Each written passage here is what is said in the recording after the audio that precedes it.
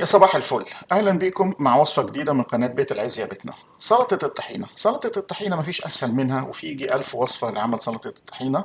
بس احنا النهاردة هنشارك معاكم الوصفة السهلة والبسيطة اللي احنا بنعملها، واللي كل اللي جربها عجبته.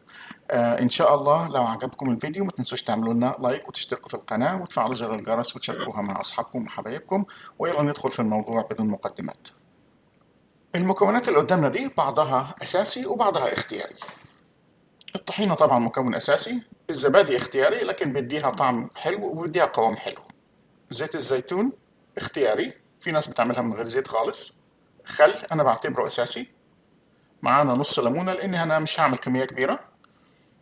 ومعايا نص معلقة صغيرة ملح، نص معلقة صغيرة فلفل أسود، نص معلقة صغيرة كمون، ورشة من السماق. السماق اختياري ولكنه بيديها طعم حلو، خاصة إذا كنت هتاكلها مع لحمة مع كباب مع شاورما بيديها طعم حلو. وعندنا فصين توم صغيرين.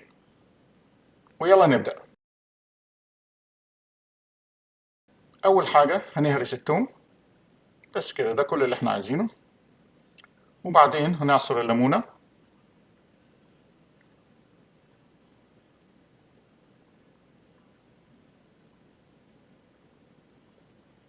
وهنضيف 3 أو 4 معالق طحينة بالنظر، فكده.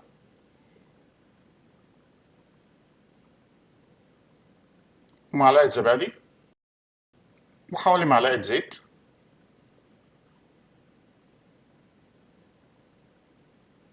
وشوية خل صغيرين يعني ملو الغطا تقريبا.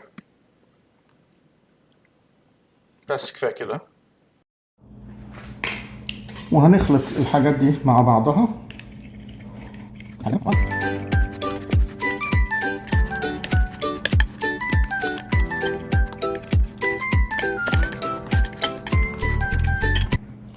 ونبدأ نضيف مية سخنة ونقلب تدريجيا لغاية ما نوصل للقوام اللي احنا عايزينه.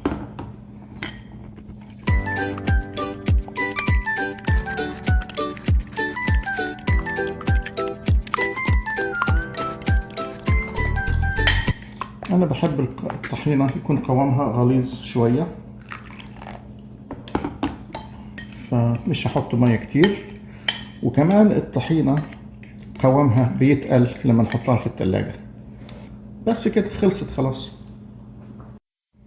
نتمنى تكون الوصفة البسيطة السريعة دي عجبتكم، ولو عجبتكم ما تنسوش تعملوا لنا لايك للفيديو، تشتركوا في القناة وتفعلوا زر الجرس، ونتمنى نشوفكم تاني إن شاء الله مع وصفات حلوة.